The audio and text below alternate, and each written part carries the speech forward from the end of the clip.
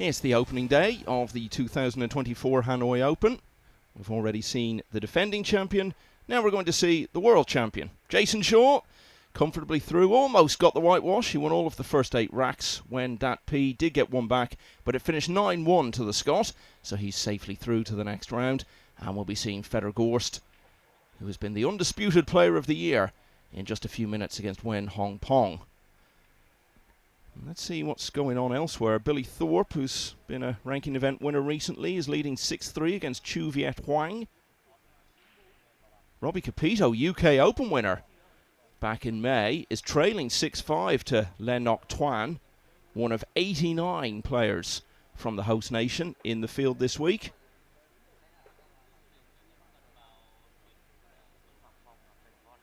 Ko Ping Chung, US Open winner last year, level at 5-all with Pan Van Kien.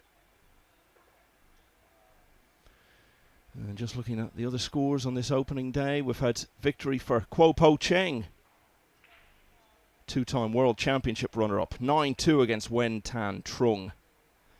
And over on table 2, Wen An Tuan is on the hill at 8-4 against Andrei Dmitriev, who's representing Singapore. So there are the main stories going on at the moment. This is Nguyen Hoang Phong having his warm-up rack against Fedor Gorst. Let's talk about the US Open then. Jeremy, how impressed were you with just how well Fedor played to win that? A year after he had come so close to winning that US Open title, he finally ticked that one off on his CV. Yeah, impressive stuff, just like it's been the entire year of 2024, a year he'll never forget. And who knows, with him so young and so talented and such a hard worker, he may end up having a better year than 2024 one day. I don't know if that's possible, really. But, yeah, I'll tell you, with Federer the entire year, the one thing we've seen is, you know, we know how well he can play, but he's won a lot of events, not playing his best game at times and just kind of, you know, a lot of grit, right?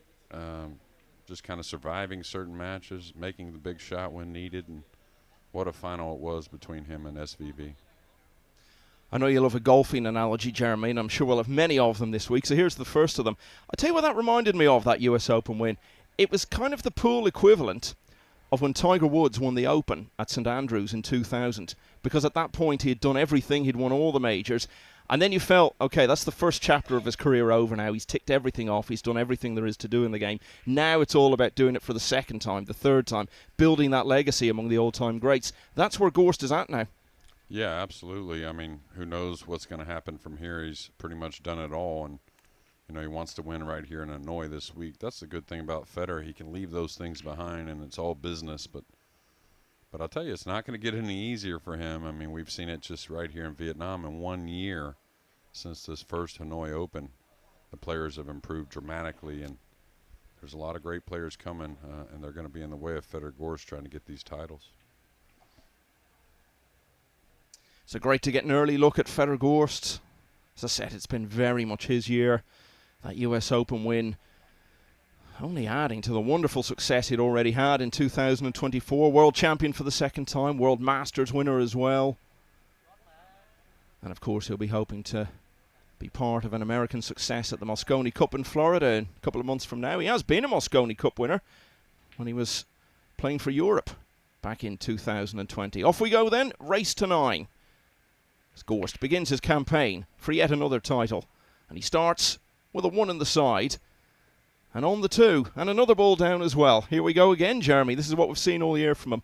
Yeah, and I think if you ask the players, I mean, there's certain things that separate other players. And the consistency of the break for Fedor Gorst is pretty much, you know, the best in the game, you could say. And day in, day out. We saw Ko Ping Chung last year make that 1 on the side so many times on that win to the U.S. Open, and that run. But if you look at the year, and I think those little things is where you get the separation. But his hard work and determination in the game, you know, he won that world title by 1 game, won that World Pool Masters by 1 game in the final. Just little things that push you over the edge, and Fedor Gorst really doesn't ignore all those little things that make a difference. Yeah, US Open felt like a bit of a breeze in comparison to everything else that had gone on during the year. Of course, in reality, it's anything but that.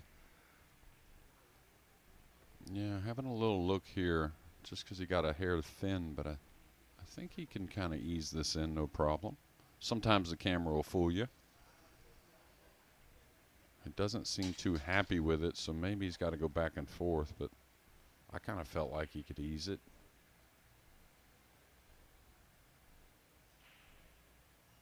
And I think Federer did get into the final 64 of the Perry. If I did try to keep track of most of that, didn't make the run that he expected or most expected from him. But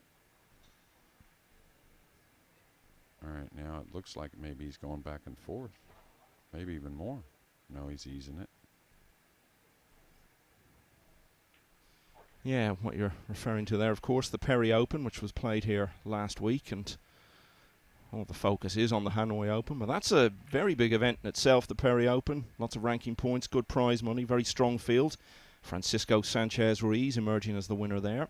In another close final, Dimitris Loukatos, the runner-up. Yeah, good to see for FSR, and a very unexpected miss there, and a little shocked he tried to go up and down with the cue ball. I thought he could easily hold this on the softer side.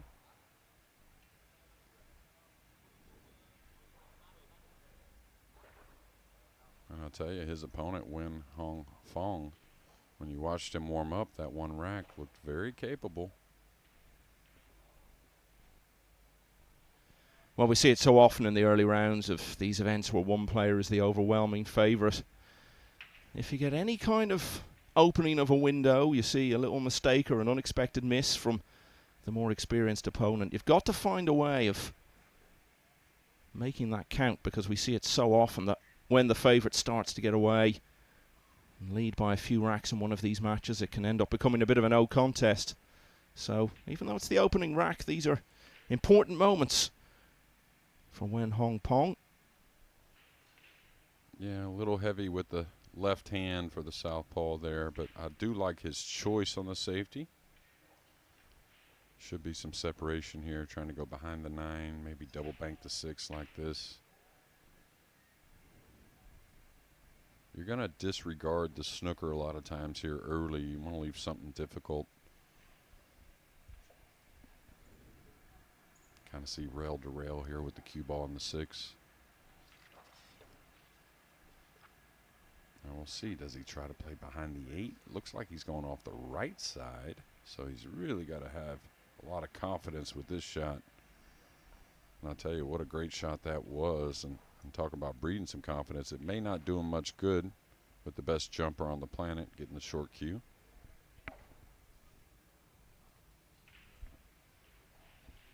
And with this distance, you know, you'd only label probably, well, this one sits pretty nice. Maybe more than I thought, maybe 25, 30 guys that is a real favorite to make this.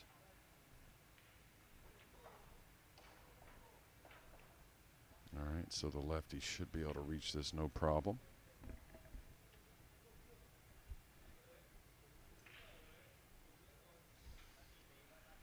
So what a moment for Nguyen Hoang Phong. A chance here to take an early lead against the undisputed world number 1.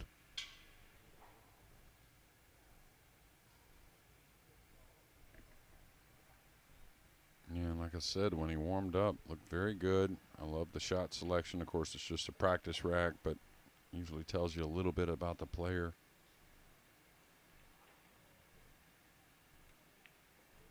Watch out, side pocket. He's going to get past that. He's going to be dressed up on a pretty easy 9 to get a 1-0 lead.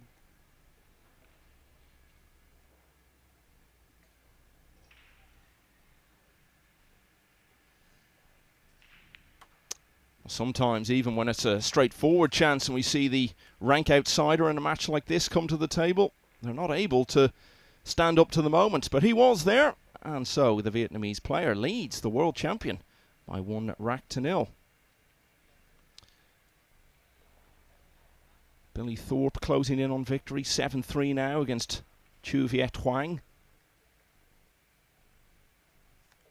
And Ko Ping Han is on the hill, youngest of the 3 Ko brothers, leading 8-2 against William Ang. Robbie Capito has turned it round. The UK Open champion now has a 7-6 lead over Nguyen Hoang Phong. We're going to be great at pronouncing Vietnamese names by the end of this week, Jeremy. So many of them in there. We had a bit of practice last year, so we should be getting better at it. Ko Ping Chung, US Open winner last year. Only just in front against Pan Van Kien. That one is 6-5.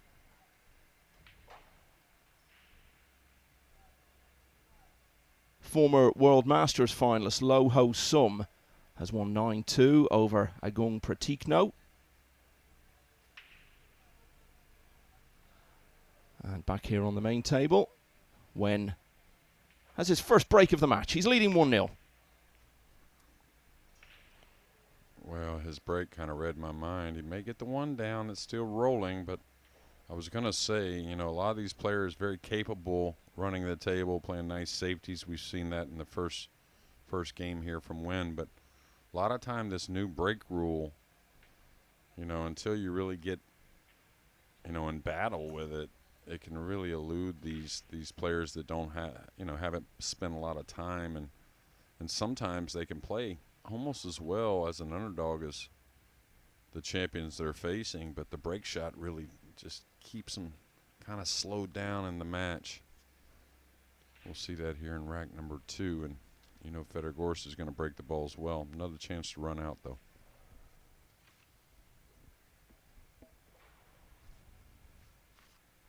Should just come kind of one rail at the 3. I don't really see many problems here. Of course, 4-inch pockets. They're going to play a little easier here on day 1 than the following days, but still very demanding.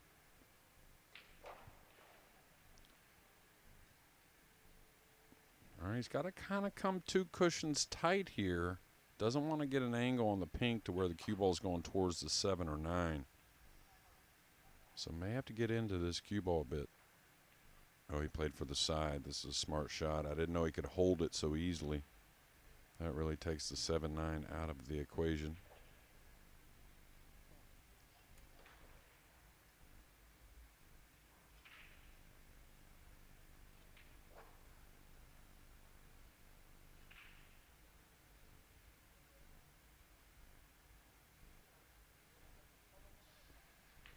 You know, we talk about the Vietnamese players and how they've improved, and it seems like there's so many. I would say probably Fedor Gorst knows them all as well as anyone, right? I mean, he spent a lot of time here. Huge fan base. Perry Open, some other events, some exhibitions at times.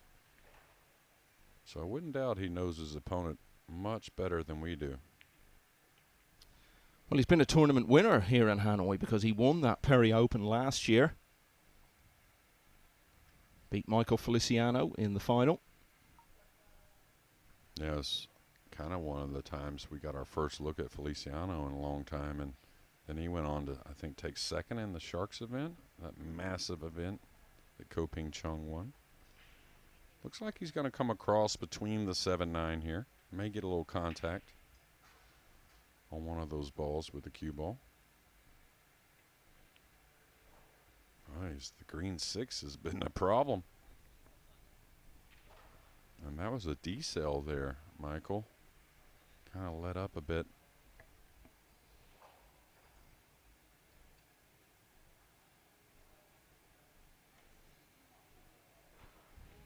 Well, the miss on the green 6 in the opening rack ultimately ended up costing him.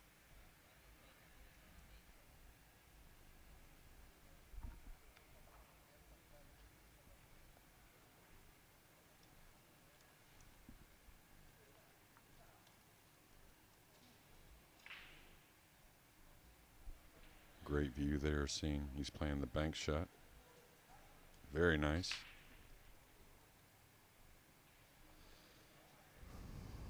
Well, we spoke of the opportunity to take an early lead over the world champion. Now he's got a chance to lead 2-0. Yeah, I might consider playing underneath here on the 8, play the 8 up long. This type of shot you could lose in the side pocket, the cue ball. Yeah, it just sits that way. Ooh. Yeah, raising the hand in acknowledgement of his bit of good fortune. Not only did he avoid the scratch, but he's kept himself on the 8. That's deposited, and now it's a fairly straightforward 9. So this is to lead the world champion by 2-0. And the fine start continues. So once again, a miss on the 6 from Fedor Gorst ultimately ends up costing him. Nguyen leads 2-0. Yeah, we can see another look at the break shot. It was dry, really set up for Fedor Gorst. Unexpected miss on the 6. Maybe the cue ball was some concern. And I'll tell you that, the flirt on the scratch from the 7 to the 8, it wasn't hit poorly. It was just always there of a possibility of a scratch on the slick table. And maybe Nguyen's lack of experience on the TV table maybe got him, but he did get out. And now a 2-0 lead. Billy Thorpe now leading 7-4 against Chu Viet Huang. Of course, Thorpe, the narrative with him, looking to get back in the American Mosconi Cup team. Claudio Cacci is on the hill, 8-5 over the brilliantly named Jericho.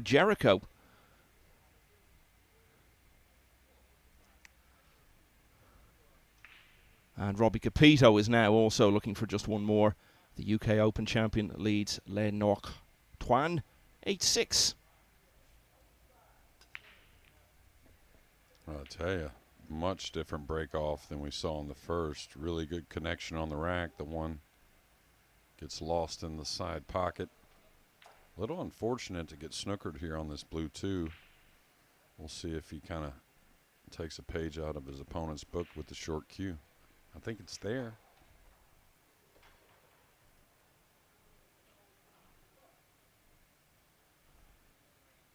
Just one more result to update you on. Over on table 2, the other main table, Nguyen Antoine has now won 9-4 over Andrei Dmitriev.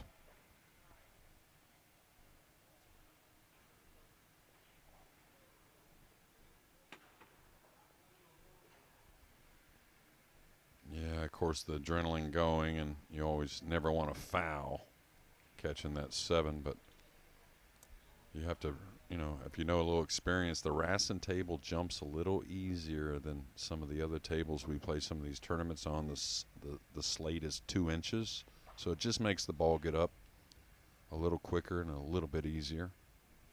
And I'll tell you, we always talk about, Michael, after you make a few mistakes, nothing easier to leave it behind than when you get ball in hand.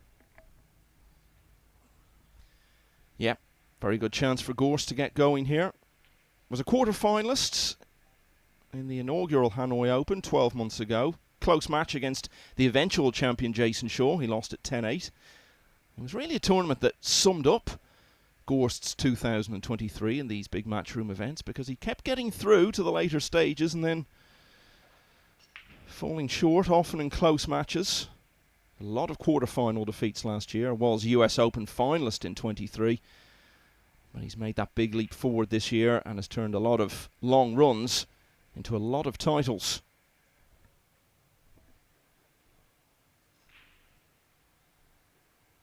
Yeah, we'll see how the green 6 treats him in game number 3. The first 2 games not so well. Should just kind of hold this for the brown 7 in the same corner. Happy to see that fall. A little short here, though.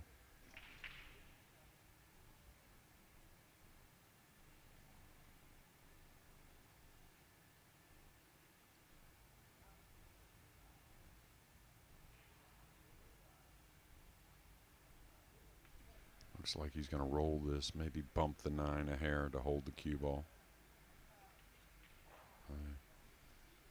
Did check it shy, the 9.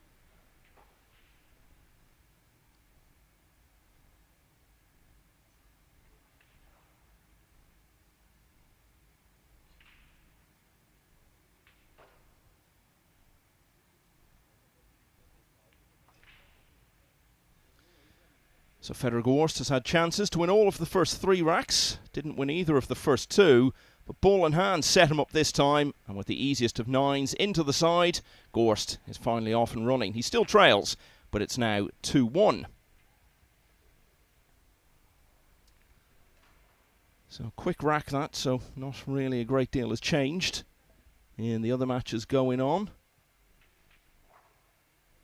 British player Dean Shields is leading 8-5 against Trong Hong Lam. Remember, it's race to 9 in this round. Johan Chua world semi-finalist this year, is now up and running against Luong Van Nam. They're just starting their match on table 2. And Dean Shields has now won his match 9-5 and will face Ko Ping Han in the next round. Ko has won 9-2 against William Ang.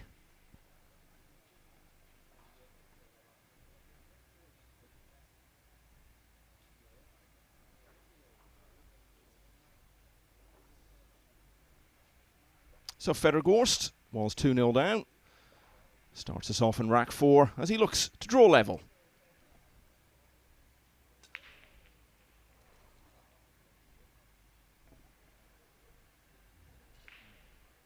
Well, it looks like, again, the one in the side. I think the 2 is thin in the opposite middle pocket, but very playable. The blue 2. The 3's open, the 4's near. The 8 came back around, so definitely in his hands to try and tie this match early.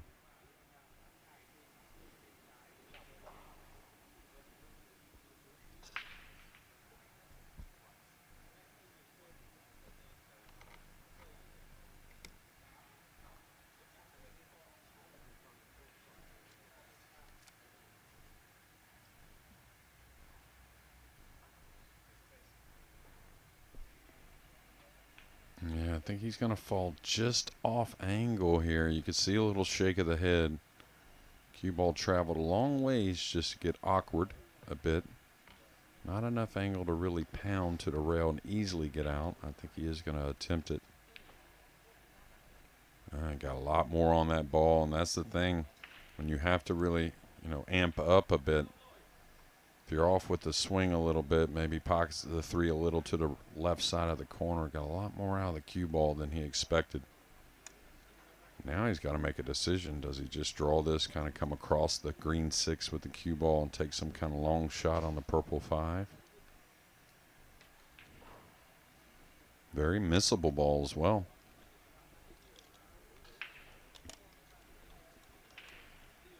You may see him play a safety here, kind of pushing through the cue ball, through the pink and going behind the brown 7 with the cue ball.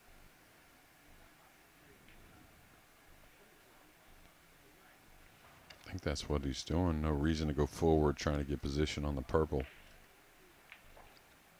And he added a little spin, which was interesting. I thought he might push straight through and play the pink up above the side.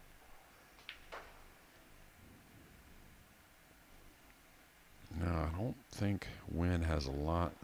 He could go off the right, maybe going up behind the purple using distance. He could cut the pink and go behind the 6.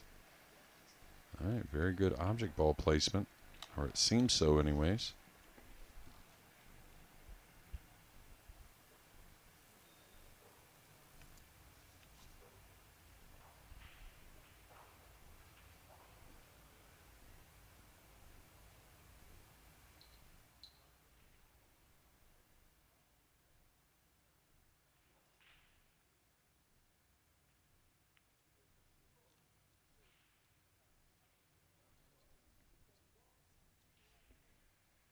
Nice effort on the kick and stick from Gorst.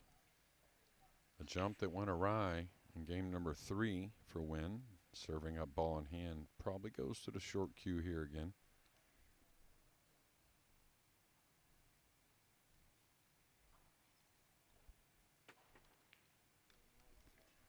Now, I think that's exactly how he intended to hit the ball. The 8's going to fall, so Gorst is going to go back to the chair.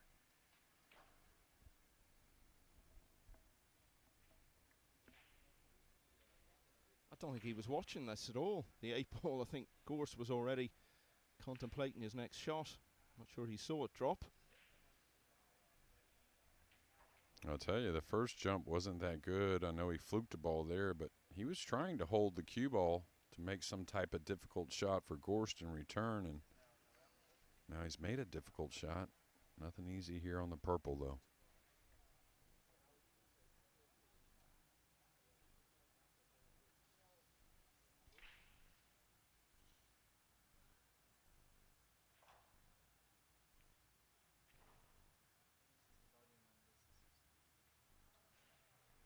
Well, coping very well, you have to say, with the situation. He's playing on the main table against the clear #1 player in the world, and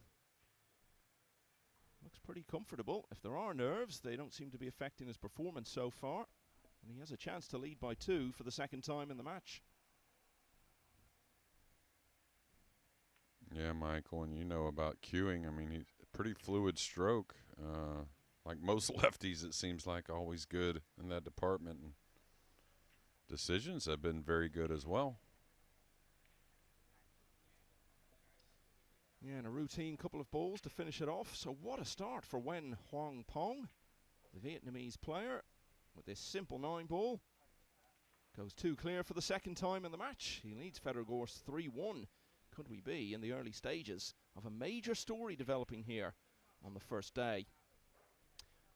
Robbie Capito, the UK Open champion, is off and running with a 9-6 win over Le Ngoc Toan, which has just been completed in the last few moments.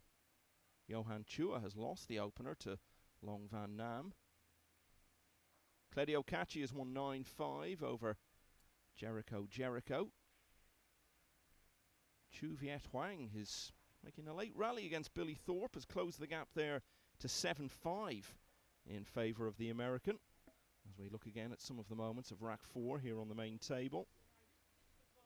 Incidentally, Anton Raga is a no-show. Philippines player who was runner-up in the European Open last year was pulled out, so Trinh Van Bin gets a walkover to start off.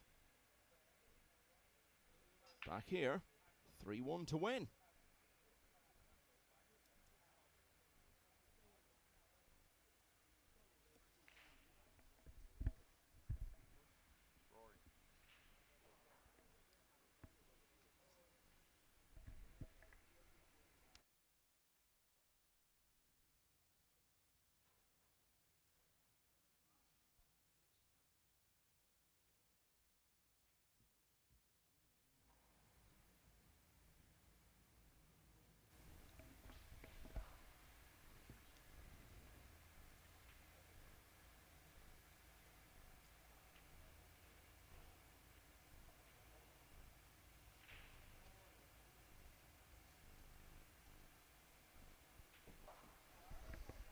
Yeah, very good safety there.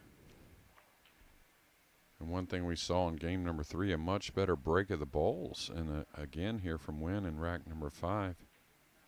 Getting the 1 down. You're going to try to pocket this. If you don't make it, you're hoping the 2 kind of bangs around the table, maybe comes down near on the bottom end. Ooh.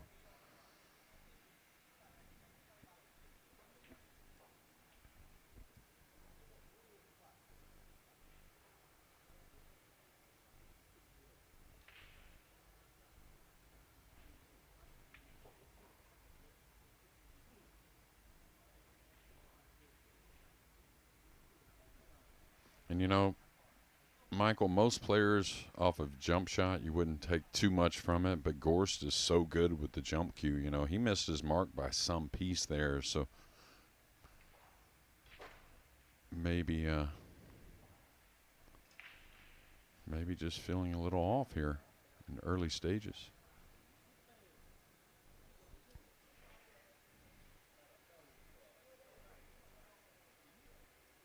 Well, not far away there from Nguyen.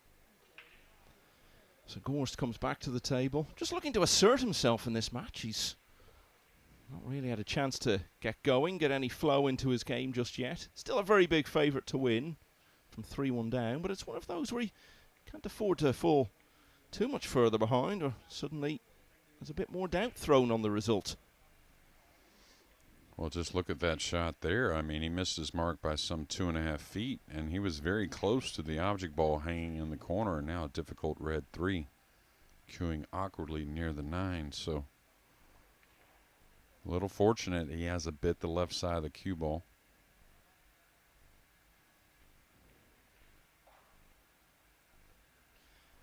Yeah, you might look at it and say, well, he's a long way from home. Maybe he's not acclimatised to the time difference yet. But, of course, he's been here for about a week already, so that's obviously not a factor. I mean, really, considering, I'd almost say this part of the world's been home for a bit. this year for Fedor Gorst, with pool and some vacations and whatnot. Can't really tell you the last time he was back in the good old US of A. Now, does the 6 pass the 7? It appears not. So he's got to play some type of short side tidy position on the green 6. Now, has he fallen to where he can just draw straight back? Hard to tell with Fedor sometimes, because he'll cue middle ball and then drop the tip for the draw stroke. Don't know if that's enough. There is a kiss shot coming off his left side of the green 6, trying to pocket the 7. But it is tricky. And down 3-1, he may just offer to play the safety instead.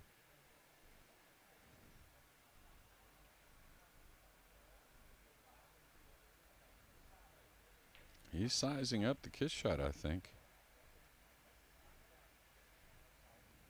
Should hold the 6 near.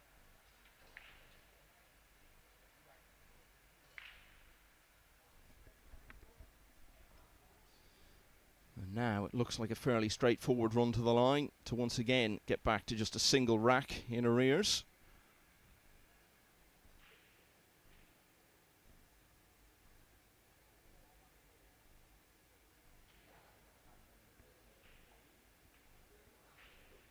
It just says so much about the standards of Gorst that we've come to expect that we're only a few racks into the match and we're already talking about him being not quite at the races yet.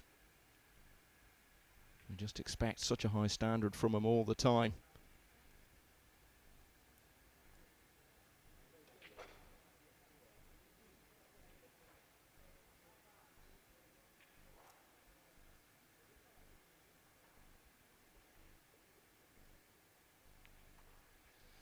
Not quite his brilliant best so far, but Gorst back once again to just 1 behind. Nguyen's lead is trimmed to 3-2.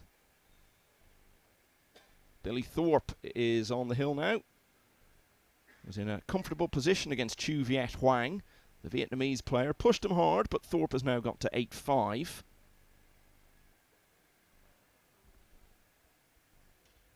Johan Chua has lost the first 2 racks to Long Van Nam.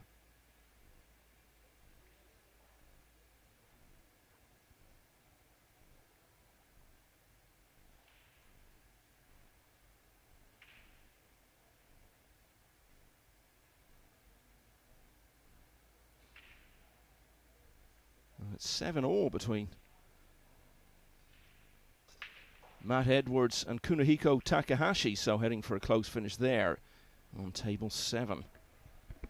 Kunihiko Takahashi, is that the player from years ago? Yeah. Wow. I think it's the same guy. What a great guy that man is, and what a player as well. Is he back playing, I guess? I thought he was just teaching some pool. I haven't seen him in probably 10, 15 years, maybe? Well, another player who has had great days in the past, who's back on the scene, is Phu Jianbo. Be playing tomorrow against Rodlin John Batista. Phu Jianbo, former World Cup of Pool winner.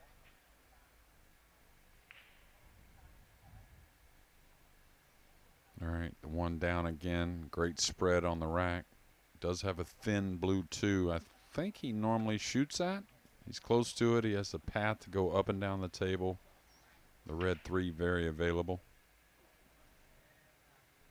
I think, again, he's not going to really vary just because down 3-2. We saw that in the last game with the kiss shot on the 6 to the 7. Going to stay aggressive here as well.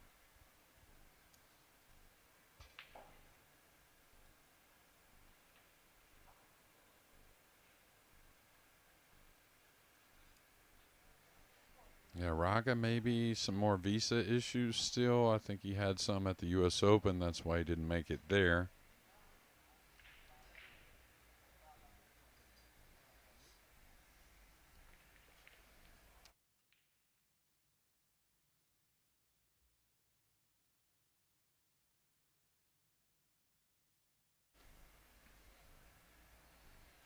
Okay, all speed control. Kind of gonna cross the line here. He's going to be a little shy, but that's actually a little more workable Then if you overrun, now you just got to draw the cue ball to the side rail and back out. You know, Gorst, I think, is like a lot of great players, and I think he's learned to do this to where, of course, he's going to be prepared coming into the event. That's what he's known for, you know, like a SVB and so many others. But I think he's kind of learned to not stress and kind of play his way into the tournament a bit, you know, and kind of let the arm kind of get going. And, of course, kind of understand that maybe some mistakes are allowed more at the beginning of the event because you're trying to get used to things and maybe not get so baffled over it if you do have an alarming mistake or two. Well, he certainly had to be patient at the World Championship in Saudi Arabia back in June. Lost his opening match against Mustafa Almar. Made it through to single elimination. But was then 7-0 down against Amir Ali. There were so many close matches and so many times he was well behind.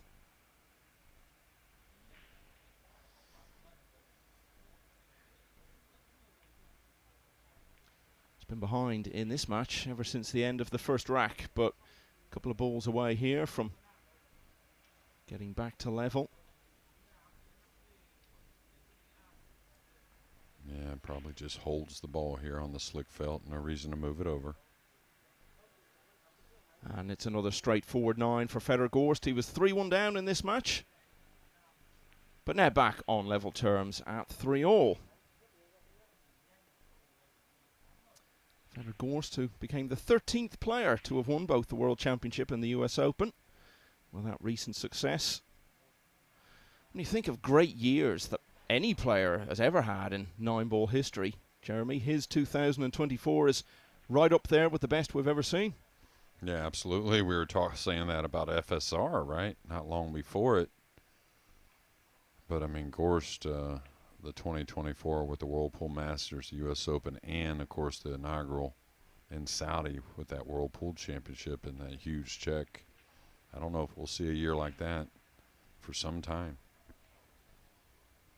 And whatever happens here, if he could be part of a successful U.S. team at the Moscone Cup in Florida in December, well, really that would be a contender for overall the greatest year any player's ever had. But still a lot of pool to be played in 24. Still quite a bit to come in this match because it's not been all straightforward for Fedor Gorst so far. He has, however, just had the first break and run of the contest, and he's back level at 3-all as he breaks in rack 7.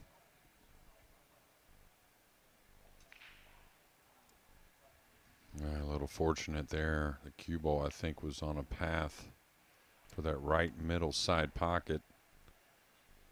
And, of course, he's feeling better about things with that break and run. But watch the cue ball. It was really diving towards that middle. Got a friendly kiss. I think it was the black 8. But, hey, if you win, you got to like where you're at, right? I mean, 3-3, that's what you know, kind of the recipe for a big upset.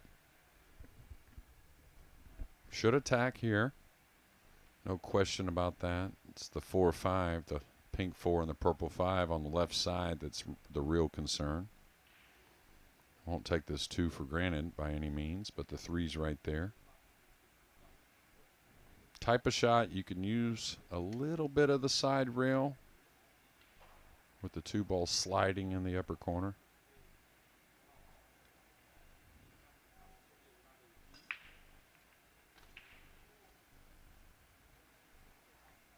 And he's just gotten perfect here, I believe, anyways.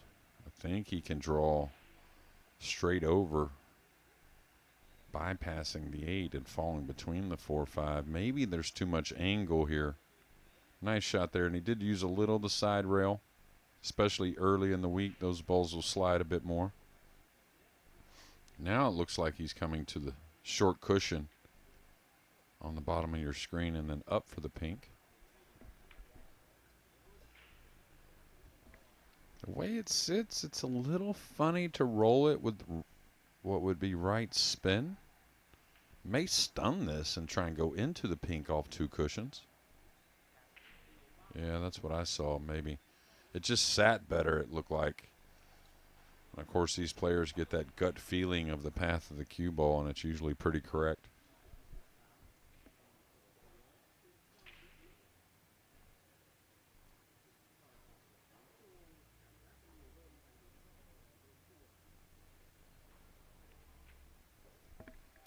took that for granted. Pulled the trigger very quickly, Michael.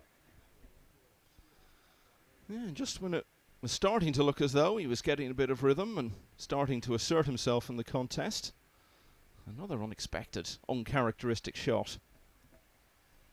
Yeah, and when you're close to the ball, aiming can get a little distorted, but with his experience, he knows he can use a little of the side rail there to slide that ball in at that angle. And I thought he pulled the trigger abnormally quick for himself, but now another nice safety from Nguyen.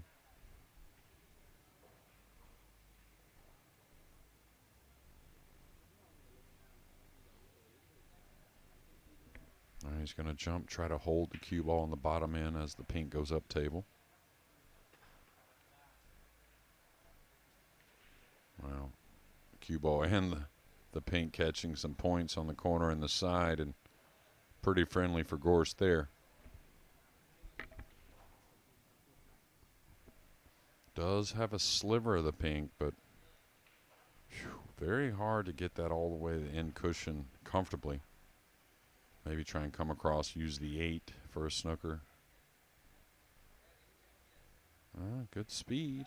Couldn't do a whole lot.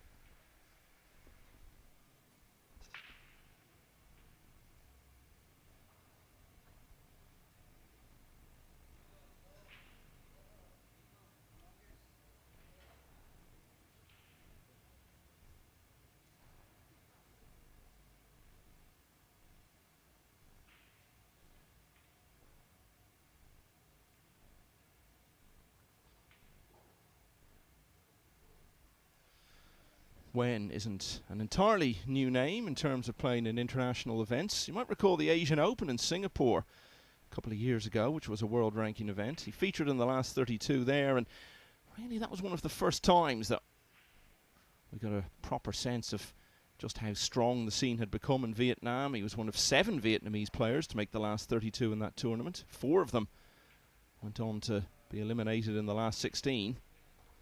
So he's not a complete newcomer at this sort of level. Yeah, missed his mark on the safety there. Maybe just a little more time looking at where he wanted the cue ball on the pink 4. Kind of just shot from that end of the table, never really coming down and, addressing a little more specifically. But Gorst has been off in this match a few times, and shouldn't be off here, though. Should get a lead.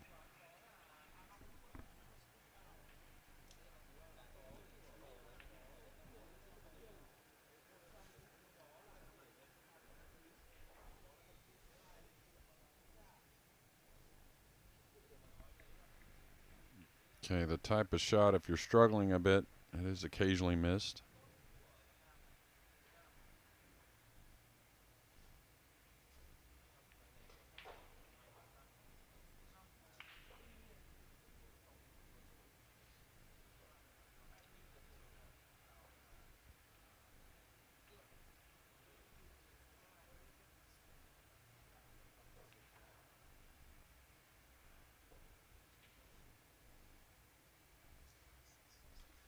Well, you would have got good odds at the start of the match that it would take us until the end of the 7th rack for Gorst to be in front for the first time in the contest. Now that's the way it's panned out. He's won 3 racks in a row now, and he leads 4-3. Billy Thorpe has just won 9-6 against Chu Viet Huang, and will now play Desmond Go of Singapore in the next round. Thorpe, of course, has recently been a ranking event winner for the 2nd time since the World 9-Ball Tour began a couple of years ago. Had that win in Virginia. Comfortable victory over John Morrow of Canada in the final. And I know you saw pretty much all of that event, Jeremy. How well did Thorpe play?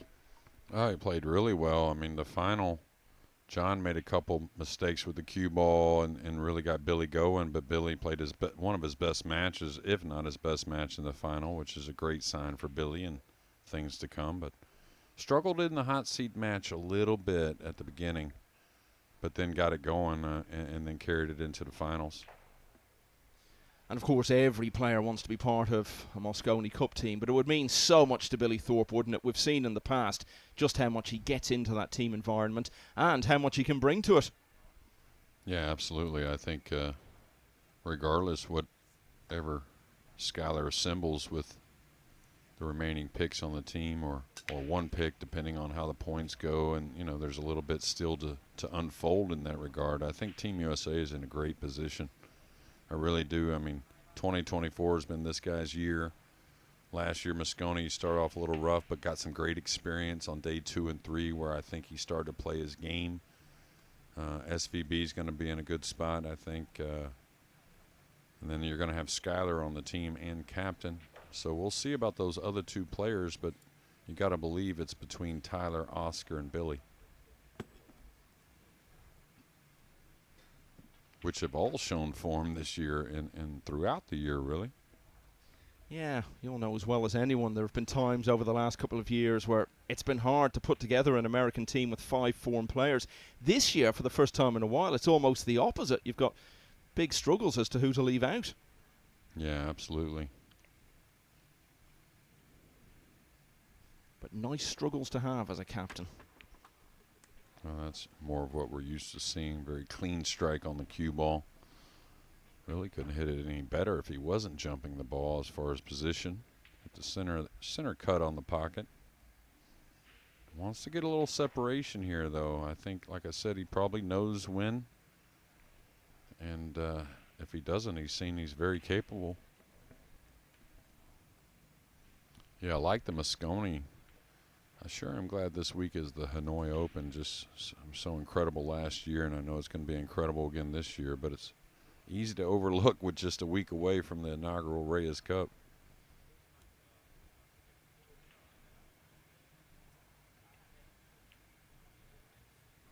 Wow, he couldn't get at that ball, or he didn't want to take on a very difficult pink.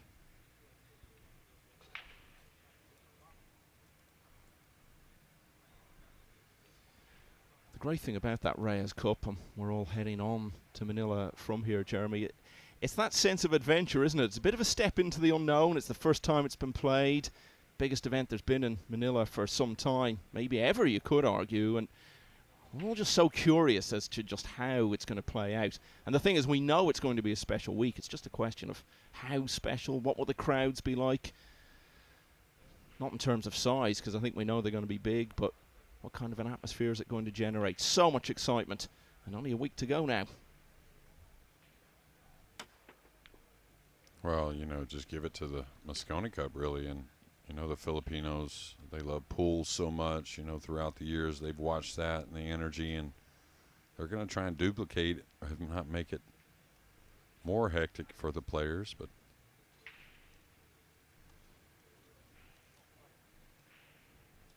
sure, I'm going to try and get a little word with Efren as the days go on and just see how his nerves are, as a captain, and, of course, the first one. And he wants as much as anyone for Team Asia to win. Yeah, Efren Reyes, captain of the Asian team. Carl Boys, skippering Europe. Funny shot here. Looks like he's straight enough to hold it, but again, a little awkward cueing. Easy to miss hit the cue ball here.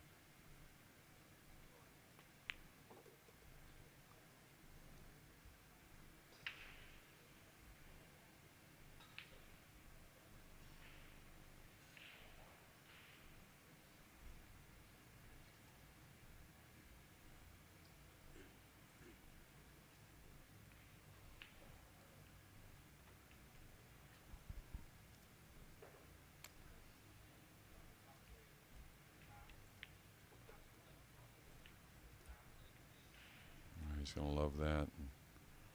I think he's settled in here. These last few strokes of the cue have been really good. A lot of times the players, when they're struggling, that's what they want, a little good feeling of some things in the cueing, and then it just kind of repeats from there. Looks like he's going to draw to the rail, try and get a little closer to the 8.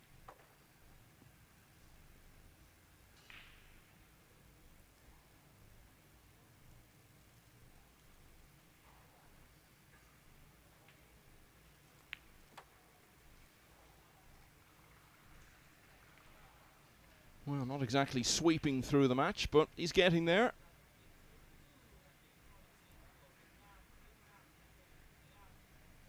Fedor Gorst was 2 racks behind. He's now 2 racks in front. He's won 4 in a row, and he leads 5-3. The winner of this match will face either Nguyen Hien or Nguyen Duc Tang in the next round. And it's Nguyen Duc Tang leading that one at the moment by 4 racks to 1. Johan Chua is having early struggles against Long Van Nam. Philippines World Cup winner is 3-2 down.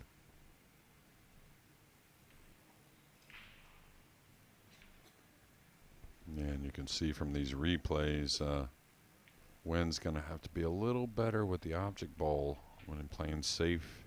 Can't put that near a corner or any kind of pocket with Gorst coming in behind you. And the best jump cue on the planet. The best jumper on the planet, excuse me. And one more result to give you, a match we were talking about earlier. Kunihiko Takahashi of Japan has won 9-7 over Matt Edwards, the former World Masters quarter-finalist from New Zealand. 5-3 to Gorst. He's made the one in the side every time off the break. And duly delivers again. Yeah, we talked about it with Gorst at the U.S. Open, and seems the same here. He's getting to where he can hit him harder and harder as well and still have that control with the one on the side. It's only going to promote more odd balls, maybe an occasional more golden break, better spreads at times. Put a push out here in rack number 9.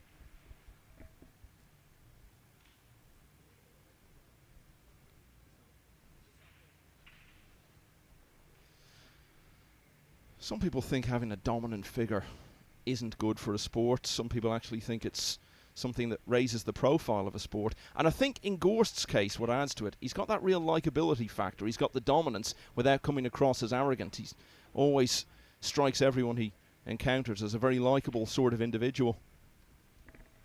Yeah, and he's always been that way as long as I've known him. I think I first met him at the Derby. Didn't really get to talk to him that much when he was like 16 years old, I believe. Played in the Bigfoot Challenge, the 10-foot with all the top players. Got to the finals, if I remember correctly, losing in that final. But I think a smart pass here. Looks like it's easy to roll behind the 7, but from distance here, he could end up with a bit of an unforced error from Gorst and somewhat of an easy shot for Nguyen.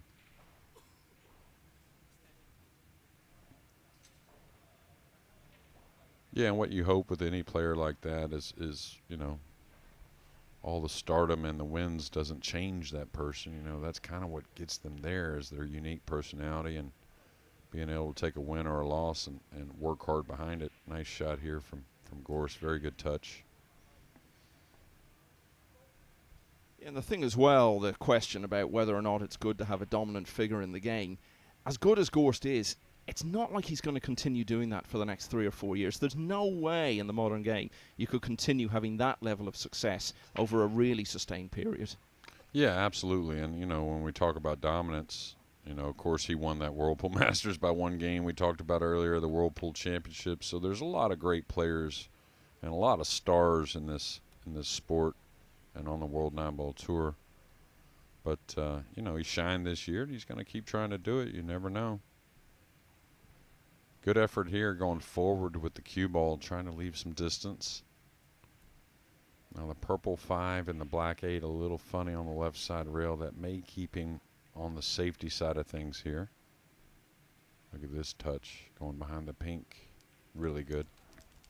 I think the great thing about how this year has worked out so far is that you've had the great story of Gorst and his dominance, but you've also had room for other great stories of new players, young players coming through and winning their first major titles. Robbie Capito at the UK Open. Mickey Krause, of course, we've seen as well. So it's been a great mix from that point of view. Well, tactically, how good has Nguyen been? Pretty good. He's left a few jump shots here and there, but for the most part, it's been the correct shot in the right direction and really good execution. Well, that goes to your point, Michael, saying that Fedor, you know, you would think can't keep up the pace. Just the Mickey Krauses and Capitos and so many more kind of tell you that story.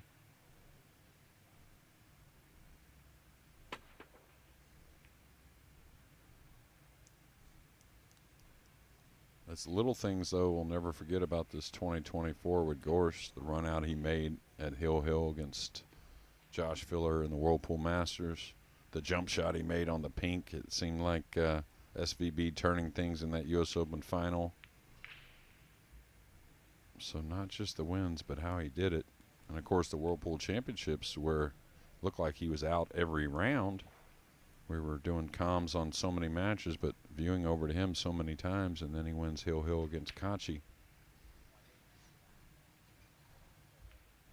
Now, if I would say there's one part that suffers at times, it is the one rail kick, like a shot like this. I think he gives up ball in hand a little more often than he should. Now that one he hit well.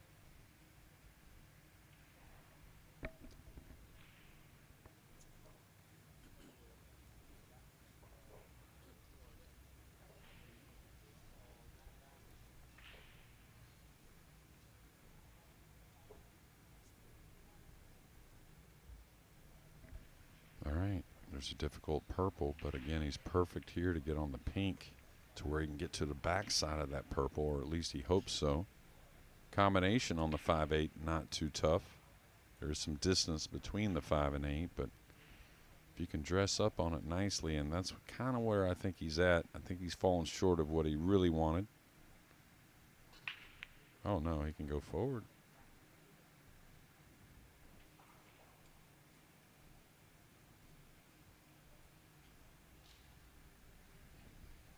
Huge rack this from Nguyen's point of view.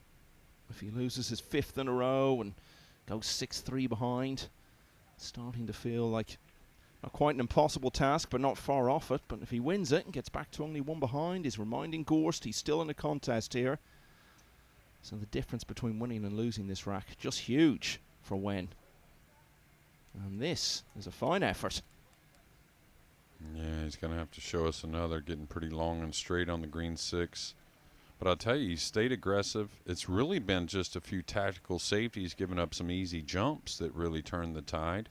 Break and run from Gorst, you know, helped as well. But I don't think it was a big alarming mistake that's going to bother Nguyen so much. So, you know, like if he misses here, this isn't a terrible miss. What a great shot, because he had to do so much. But I think really he's fairly intact mentally, besides being nervous probably.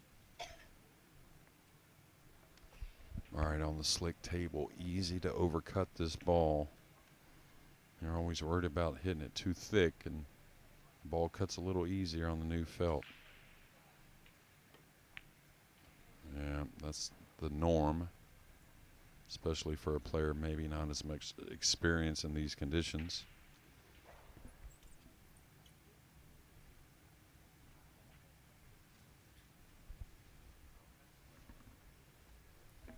Awkward shot here, Michael. Does he play a safety, trying to roll this behind the 8? Could go rail first, coming off the 7 and kiss the 8 in. Bit of a trick shot. Looks like the safety, though.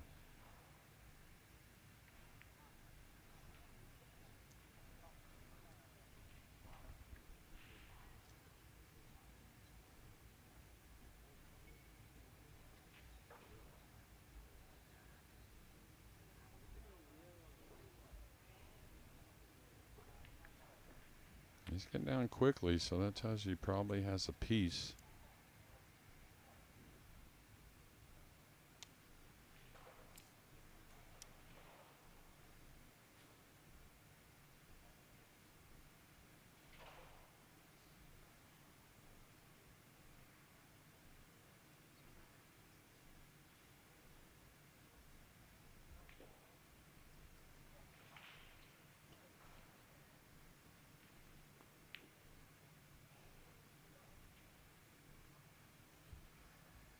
Well, this is going to run over the side, so what an opportunity now for Nguyen Hoang Phong as Gorst returns to his chair, his shoulder slumping a bit. He knows the Vietnamese player has a great chance here.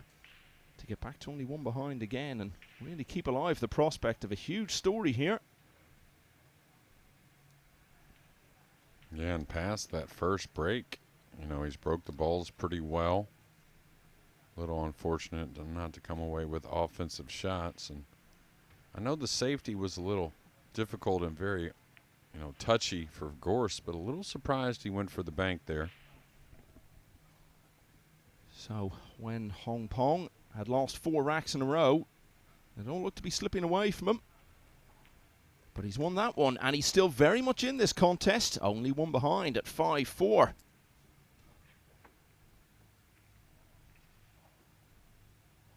Opening day of the Hanoi Open, and as ever, in the early stages of an event like this, stories going on absolutely everywhere, including Johan Chua, who's had so much success in 2024. He was struggling early on to assert himself against Long Van Nam, but he's drawn level now on table 2. That one is 4-all. And in the match where they're playing for the right to meet the winner of this one, Nguyen Duc Tang now leads 5-2 against Nguyen Tay Hien. All Vietnamese clash there.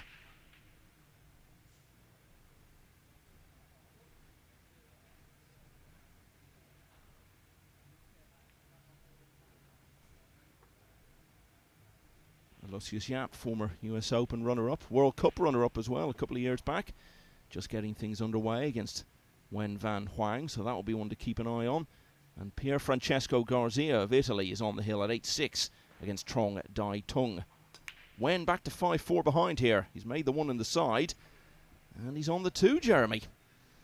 Yeah, well, like I said, the first rack wasn't his best on the break, but ever since then, the one has been deposited in that left middle, his left middle, and he really hadn't come away with much on the blue, too. Had to jump at one where he fouled, played a nice safety, didn't get much off of it the last time he broke the balls, and now much different.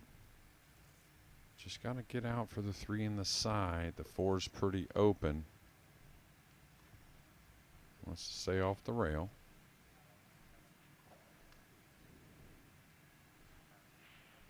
Looks like he's perfect, really, just to follow the cue ball to the side cushion and back out. Doesn't really have to do much. Don't end up short. That's the one. You can handle a little distance, which I like what he played there, kind of opening up the cue ball.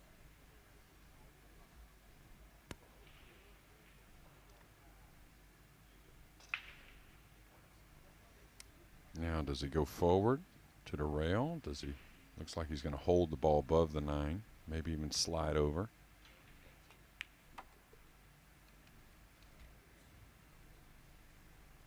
And again, you know, you play a little bit yourself, Michael, and you can recognize guys that strike the ball nicely, and definitely see that here with Nguyen.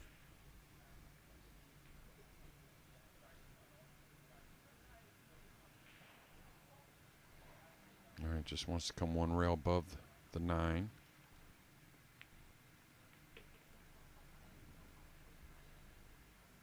Also kind of swings the cue with a lot of confidence as well.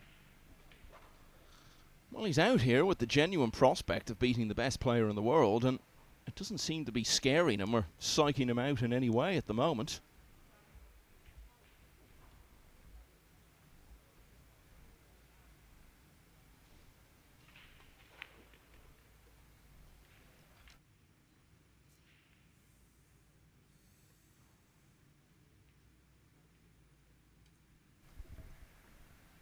Yeah, a little bit of a let up there. A little quick on the takeaway, and wouldn't call it a decel, just didn't get the full cue through the ball. Now over the 9 and awfully straight.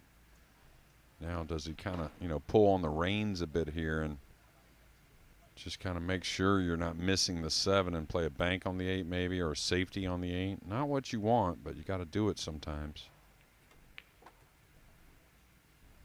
And I think that's smart. I mean, you know, you played well. Give yourself a chance to make a good decision and a little bit better shot. This is a little off angle, though.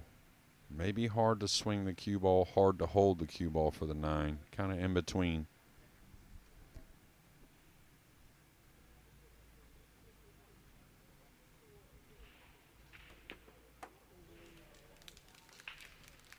Well, he could not really have played that much better.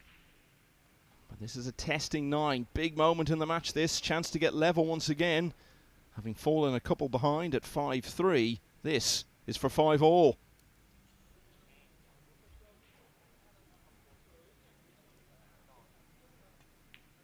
That's a fine way to complete his first break and run of the match. And what a match it's turning into. Gorst would have been expected to win this comfortably. He's not been at his best today. And Nguyen Hoang Phong is doing his best to make it count. So they're level at 5-all. Yeah, that 8-ball bank there, you could tell. We're talking about a ball striker. He got a lot out of the cue ball. Got it to move nicely, and it's a race to 4 from here, Michael. Yeah, potentially a very big story developing here. Gorst lost his first match at the World Championship earlier in the year, which he went on to win. That was against Mustafa Alnar, however, who I think was a more established name than this player from Vietnam. So this would be a really big upset if he was to win. And you have to say, at 5-all, that is now a very realistic possibility. James Aranis, part of the Philippines team that won the World Cup last year, is 6-1 up on Aaron Lee Ko. And Jeffrey Rodder, quarter-finalist at the US Open, where he lost to Gorst, has a 6-1 lead over Wen Le Doi. Here on the main table, it's 5-all.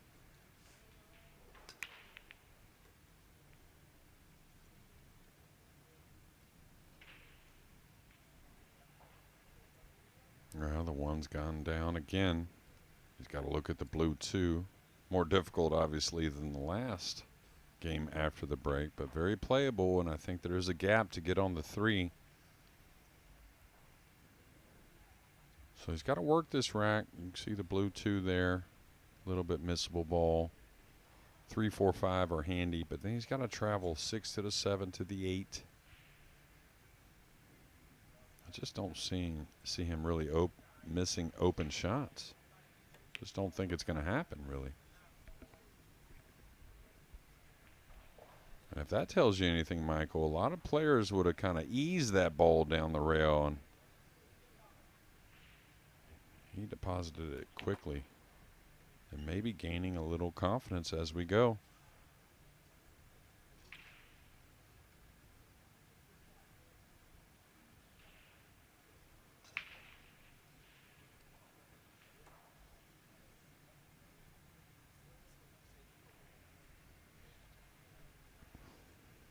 Be interested to see how he plays to the 6.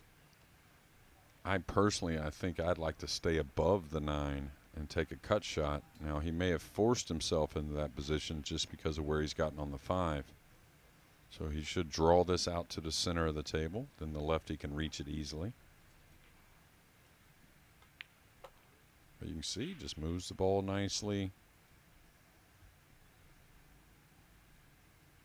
Now, when you have to sacrifice a little distance, I don't see a miss happening, but how he hits the pocket may determine where he gets on the 7, because the 7 is up from the rail a little bit. You can't just take it for granted coming down. You may fall underneath this ball. Kind of like this. Oh, he got a little friendly bump. Just caught the 6 a little heavy to the pocket. This is playable, though, if he can reach it.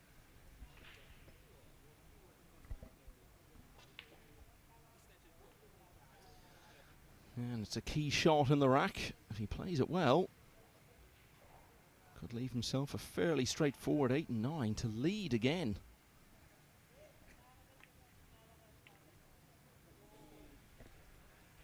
Yeah, and we talk about how you hit the pocket. If you notice that when he caught the top side, that's why the cue ball didn't get to the cushion before the middle pocket. 7, watch the 7. See it hit the left side of that top corner, the top left corner. And that really has major influence on the path of the cue ball. Now he's got to lean on those safeties. They've been pretty good. This is going to be a little heavy. Now this type of shot or this type of situation and mistake could cost him something mentally moving forward. What a chance that was to regain the lead.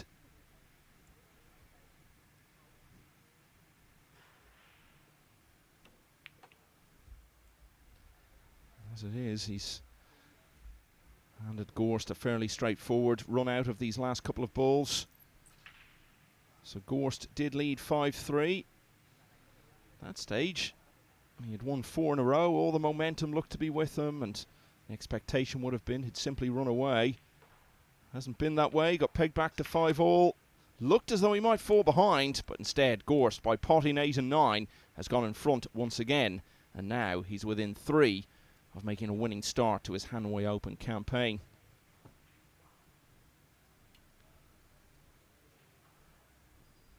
Eklund Kachi, World Championship runner-up this year, is in action on table 3 and has won the first rack against Duong Man Tien. Jeffrey Rodder now 7-1 up on Wen Ledoi. Lucius Yap has taken the first rack against Wen Van Huong.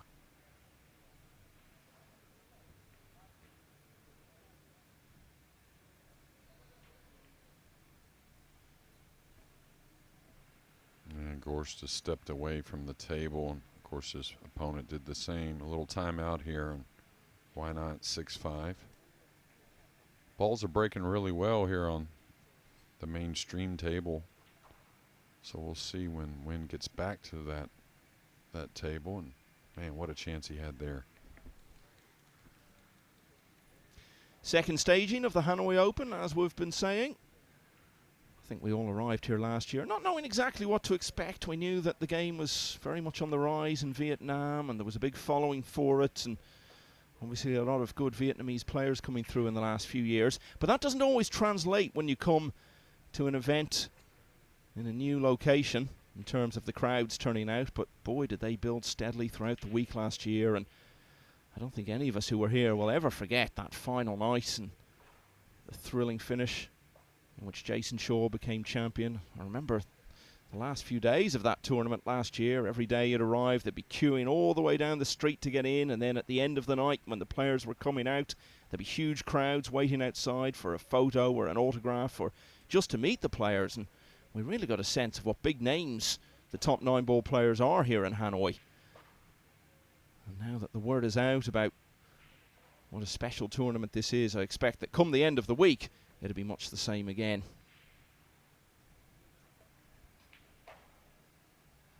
Yeah, I'm hoping to get out to the pool rooms more this week. Got out to the Perry last year, of course, with that event here in Hanoi prior to the Hanoi Open itself. That Perry Open was across town, but was a hair under the weather last year, so didn't get out much in the evenings, but I really want to get out and see all these beautiful pool rooms. Yeah, and I think the tournament here last year, we could be looking back on that in a few years' time as one of the most significant events we've ever seen in the game, because I think it opened people's eyes to the possibilities that you could come here to this part of the world, put on an event like this, similar to what we've been used to seeing at things like the US Open, and it has to be said the European Open as well, since that started a few years ago. And I think we're going to see more and more big events being played in Asia, where the game, of course, is absolutely massive. We knew that, but as I said, it doesn't always translate then to staging events successfully. Hanoi really blazed a trail last year when we saw just how big a success you can have in this part of the world. I think it's been acknowledged by Matchroom that had it not been for that success in Hanoi in 2023, we might not be having the Reyes Cup in Manila next week. And I think we all expect that to be a big success, and really word is going to get out, and promoters and sponsors will really want to get on board. We could be spending a lot of time in Asia in the coming years, Jeremy.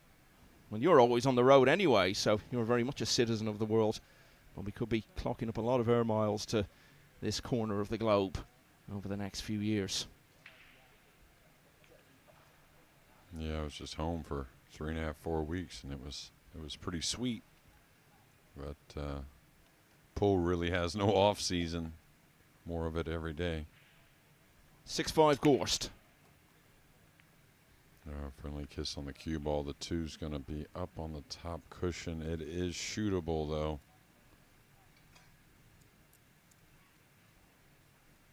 Well, it's hard to really, kind of, what's the word I'm looking for? Describe Gorst as he comes to the table. Do you say the reigning U.S. Open champion? Do you say the reigning world champion, world 9-ball champion? World Pool Masters champion. #1 player in the world. Lots of ways to label him. I think to call him #1 player in the world is perhaps the best way to label him, because that underlines just how much success there's been there. Yeah, on the fence here. Doesn't want to make a nice shot on the 2 and come down and get awkward on the 3 or snookered even.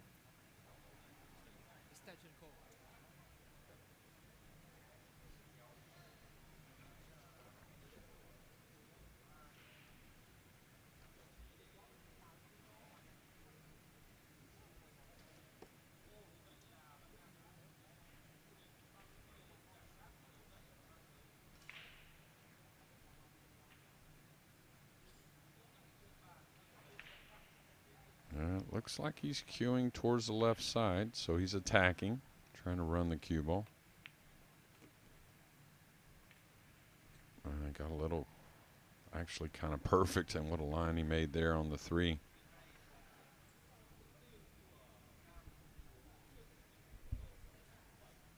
Looks like pretty natural to run the cue ball again. A couple cushions up above the paint. That'll open up this rack.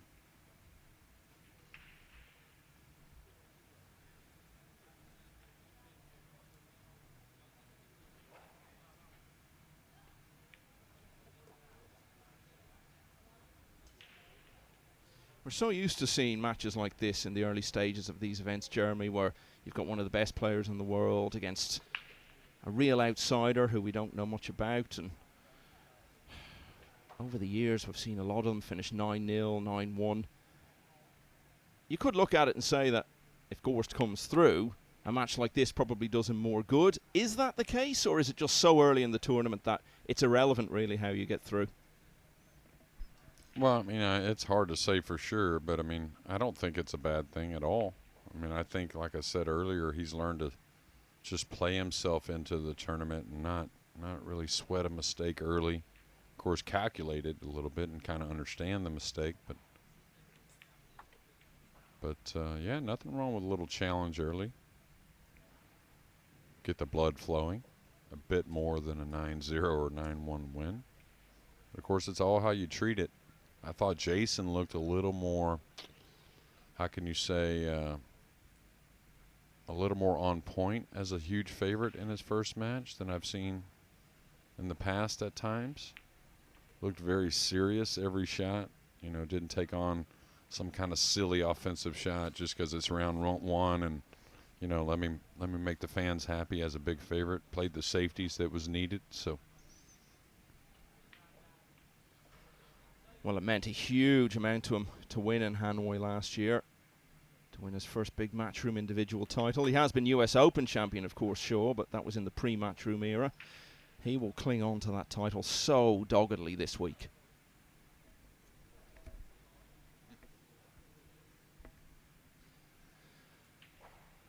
Meanwhile, Gorst, who was beaten by Shaw during that successful campaign in Hanoi last year, is closing in on his second break and run of the match.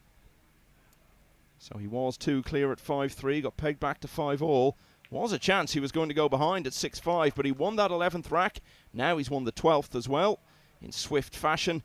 And so Gorst goes 2 clear once again. He leads 7-5 and needs a couple more to advance. Jeffrey Rodder just looking for one more now, leading 8-2 against Wen Ledoy. James Aranis in a bit more of a battle against Aaron Lee Coe. Aranis 6-4 in front.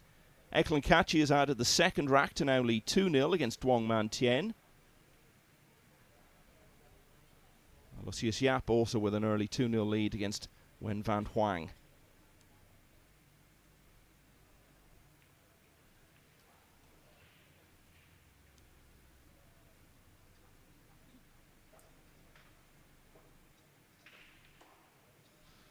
So there's some of the stories going on at the moment. Johan Chua, 7-4 up on Long Van Nam. Chua gradually taking control of that match, in which he was having it far from all his own way early on. And another good player in action, Chang Yu Long, has taken the first 2 racks against Chao Shifan. Fedor Gorst looking for a couple more to get through to the next round.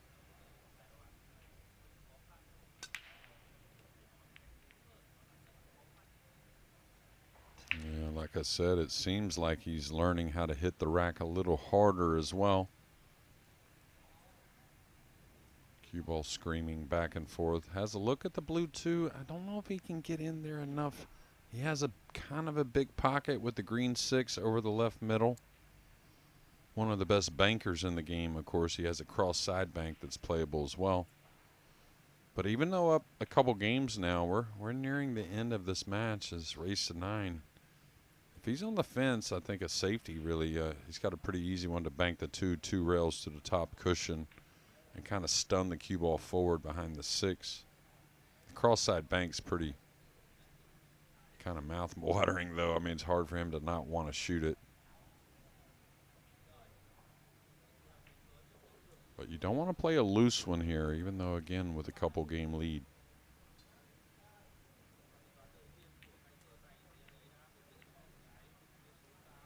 Well, the safety was a bit loose. Not what he wanted one bit. Misjudged the 2 ball, really. The cue ball wasn't that bad.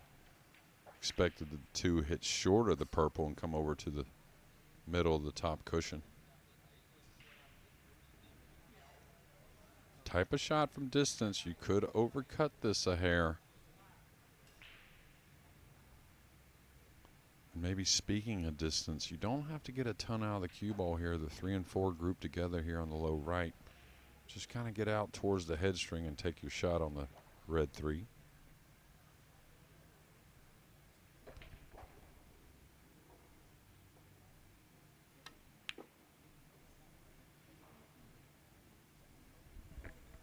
Boy, the man does possess a lot of power getting the cue ball all the way across. Didn't expect that.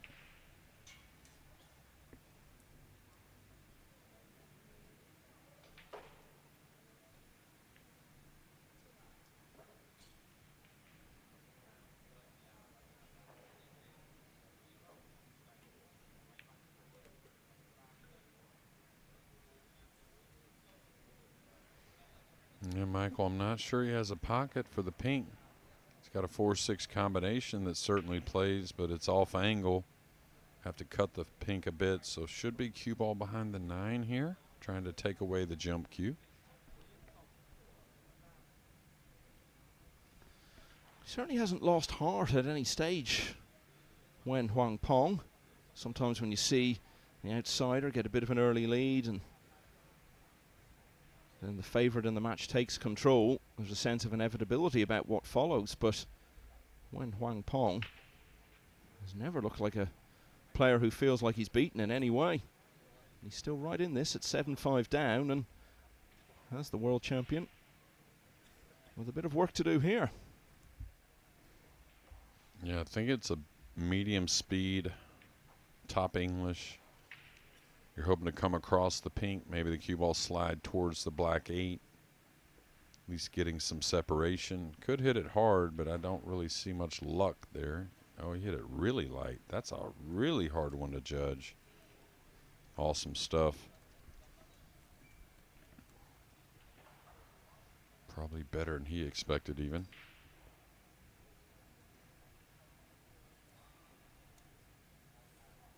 But that is gambling there at the light speed, expecting to be able to judge it. All right, he does have a little piece. He caught the 6. So now a ball in hand to get to the hill for Gorst.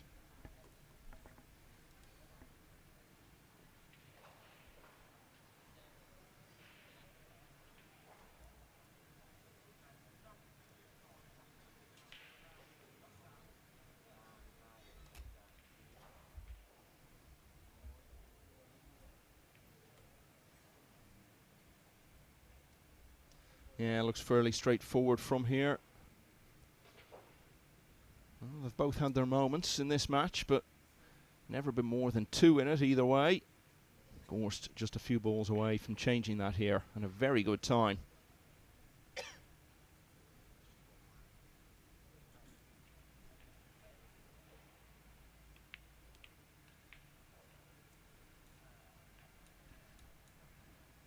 It seems like the tables are playing really well. You know, as everyone knows, a bit humid here in Vietnam, and not terrible today, I wouldn't say, but ooh, this has got to slow down. This is off by some piece. He certainly didn't want to play from underneath. But I was going to say, you know, a little bit of humidity at the beginning of the tournament can make the players actually more comfortable on the new felt, because they can kind of check the cue ball a little bit more with the side spin. So a bit of pressure on this one now. Not the shot he had intended to leave himself to get to the hill.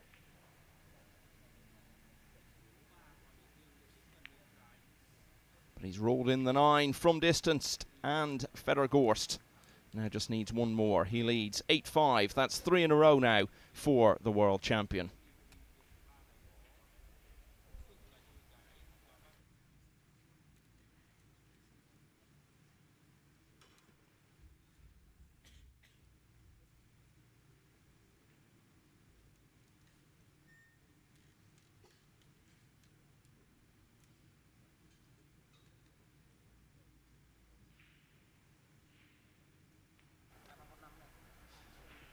So some of the key moments there of that rack.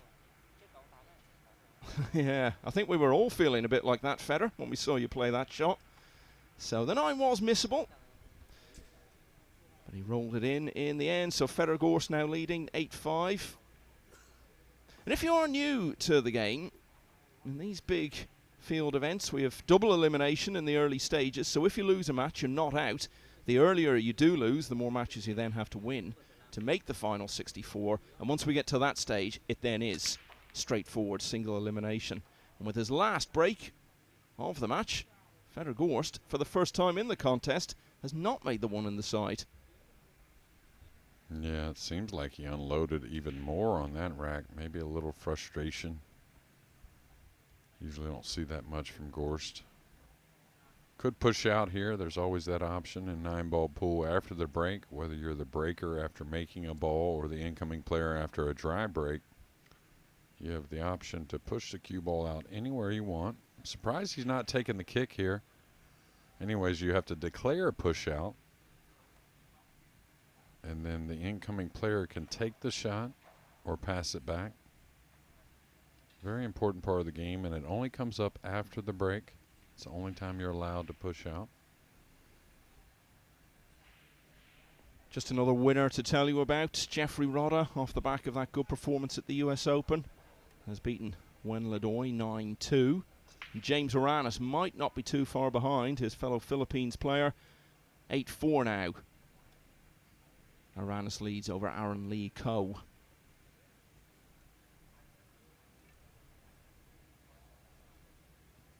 Yeah, it did make a ball off the break, Gorst. But it's the 1 in the side. That's the real sign of a break that's working well. That's the ball they're attempting to make.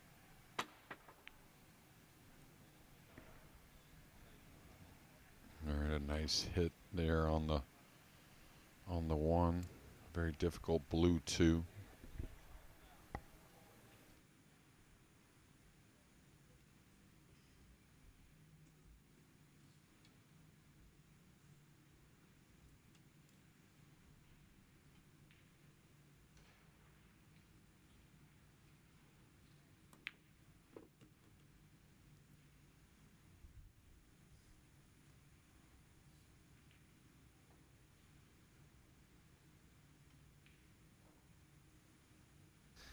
So, Nguyen looking to make one last stand. Rifles in the 1, he's on the 2.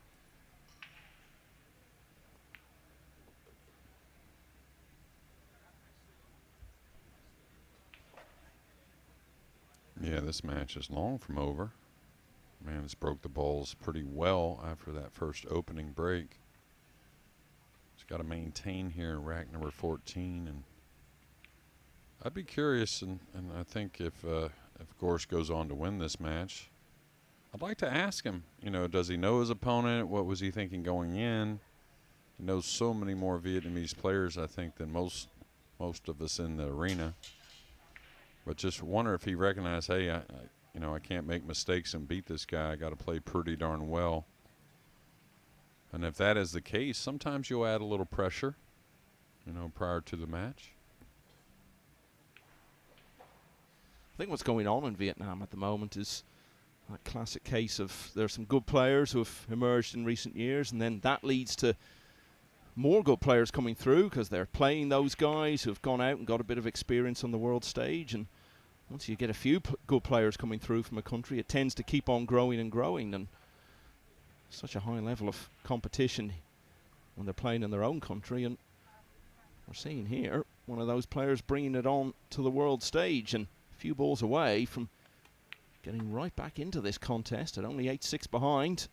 He'll have the break now for whatever's left of this match, because obviously as long as he's winning racks, he'll keep breaking. So this contest is not over yet. And I'll tell you what happens is the next generation or half generation or the players that are coming up, they tend to be better cueing and whatnot just because there's more to look at. You understand it's a true sport to all these players, and they're just going to be a little better than some of the veterans in certain areas. Nguyen Hoang Phong still hanging in there. Needed to win 4 in a row. There's one of them. Back to 8-6. Yeah, that was the Gorst break. Didn't make the one on the side, but managed to flick one in off it. And then later on, it was that one that got rifled in, and Nguyen ended up going on to take the rack. So he will still believe, it seems, from his body language, that he has every chance here of pulling off a really big story. It's gone hill-hill on table 22. Feels like Pier Francesco Garcia has been on 8 for some time now. So long, in fact, that his opponent, Trong Dai Tung, has made it to 8 as well. So they have one rack to decide who goes through to face Nguyen An Tan, one of the leading Vietnamese players in the next round. Lucius Yap is going along nicely at 4-1 against Nguyen Van Hoang. And Eklund Kachi, who was one rack away from winning the World Championship back in June, leads 5-0 over Duong Man Tien. Back here, can Nguyen continue the fight back? He trails 8-6. He's made the 1. The 2's going to open up. 8's going to clear from the awkward cueing, so in a great position to make it 8-7. The 2, 3, 4 near, the 5, 6 down the table together. Very, very runnable rack. And a pretty easy one to start it. Alvin Anjito, fine young player from Indonesia, who we've seen a bit of this year. Leads Britain's Danny King 7-3, so Anjito just a couple of racks away from making a winning start. James Oranis has now won 9-4 against Aaron Lee Ko, and will face Jason Marabi in an all-Philippines clash in the next round. A little subtle elevation here. This is going to be an awkward shot at times. Yeah, I was going to say, and the reason why is it's kind of in between. You're not really level. You're not really elevated, putting a lot of speed. You're kind of elevated a little bit, putting half speed. Just a ball that's more missable than people think.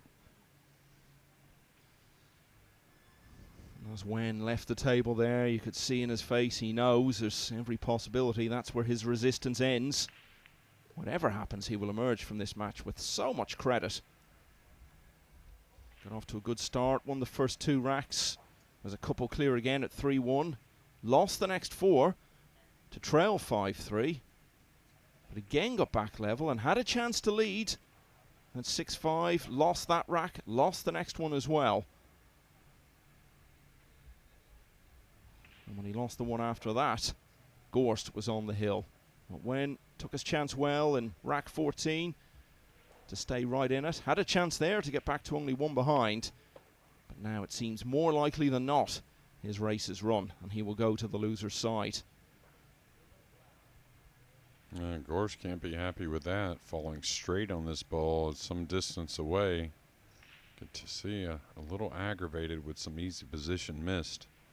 Now he's got to get into the cue ball a bit more.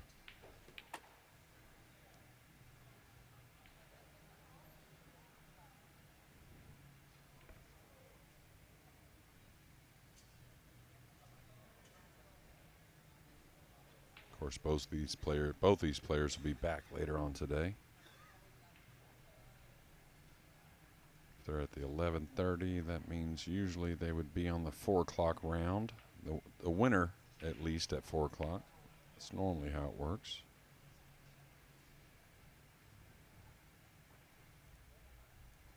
Okay, one good shot away from advancing through a pretty tough opening match and a darn tough Vietnamese player.